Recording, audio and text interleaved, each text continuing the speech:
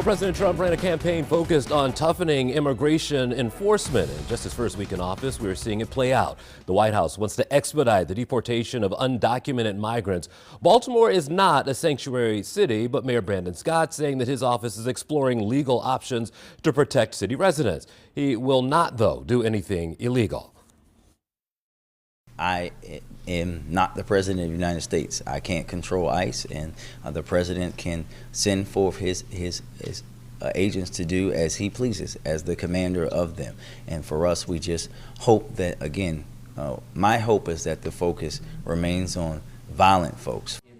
Last week, we caught up with members of Maryland's congressional delegation. One of their top priorities is securing protections for federal workers and preserving the Bay. 142,000 federal workers here in the state who are at Social Security Administration, the Centers for Medicaid and Medicare, who work for the FBI in Baltimore County, those who are working as support personnel for our military installations around the state. Obviously, the Chesapeake Bay has been mentioned in my district. H-2B visas, things like that. The price of energy that's spiraling out of cost for our consumers. There'll be issues where we will work together. Joining us now for a different perspective is Republican State Delegate and House Minority Leader Jason Buckle, joining us via Zoom this morning. Good to see you, sir. Good morning. How are you doing? Hey, I'm doing well. I'm curious of your impressions so far. We're only, a few days into a new administration in Washington. What do you think?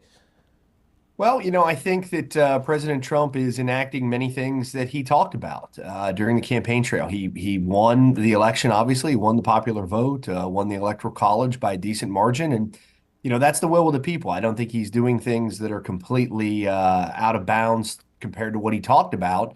And so, people will take it different ways. Maryland's a little bit of a different state. We're not a state that's solidly in the red Republican column by any stretch of the imagination.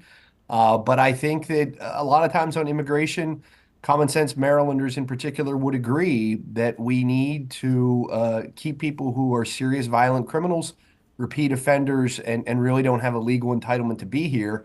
We need to put them through the immigration and customs enforcement process. We need to better coordinate to see that they're not here causing further harm. That doesn't mean people are just wandering the streets looking for folks that may be here unlawfully. We're not participating in that, and that's okay.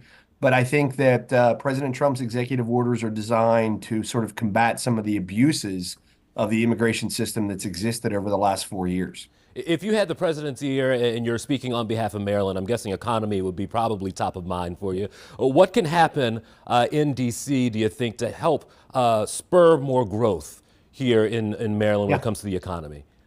Yeah, just within the last couple of days, President Trump has announced that he's going to partner with some of the largest companies in the artificial intelligence and quantum computing world to try to spur that and make the United States the leader in those high-tech fields that really are becoming very dominant in our 21st century economy.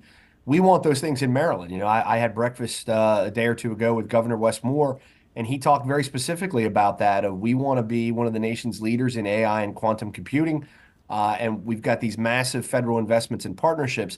Maryland needs to work with the Trump administration to become a leader in that, not just always fight and fall by the wayside and have those projects go to a lot of other places. As you mentioned, the governor, it was a unique, I heard to your press conference yesterday. I mean, it sounds like you guys are on the same page of what you want to do. It's a matter of how you get to it at this point. Tell me how the two sides differ, and what do you think the GOP would like to see so that Maryland is prosperous?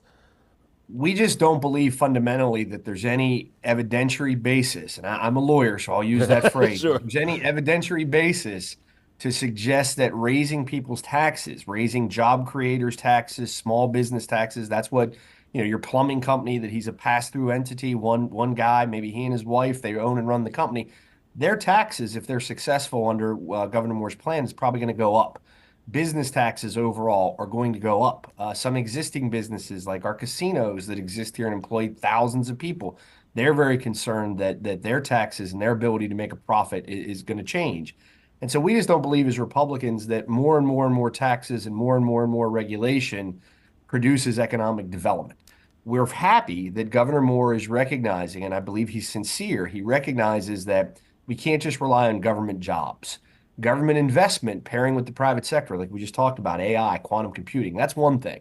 But when you're just saying, hey, our number one economic development achievement is we get the FBI headquarters to move from Washington, D.C., 10 miles up the road to Prince George's County, that's not really an economic development achievement per se. And quite frankly, I don't think that anybody believes it's going to happen anytime in the near future. So I do think Governor Moore has a private sector interest more so than a lot of Democratic legislators here may understand.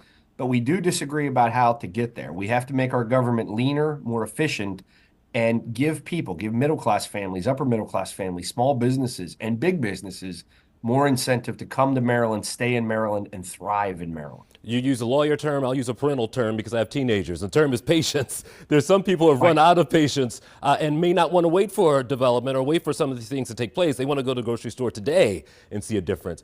What can be done, do you think, in the short term to ease some of the pressure on wallets? I think one of the biggest things that we can do, as state policymakers, we can't curb national inflation. We can't curb international monetary trends. We certainly can say, let's not just infuse the economy with a lot of funny money, a lot of government funny money, so to speak, that then helps to spark that inflation. But one of the things in Maryland that's really so important that we might have a chance to make an impact in is housing costs and housing prices. It is incredibly expensive to live almost everywhere in Maryland. Almost everywhere. There's certainly some counties that have a little bit better break on that, but pretty much everywhere in the Baltimore-Washington corridor, you can't buy a house for $450,000, $500,000, $550,000, $600,000. And when you look at that factor against what our average incomes are, the average person just can't afford the American dream in most parts of Maryland anymore.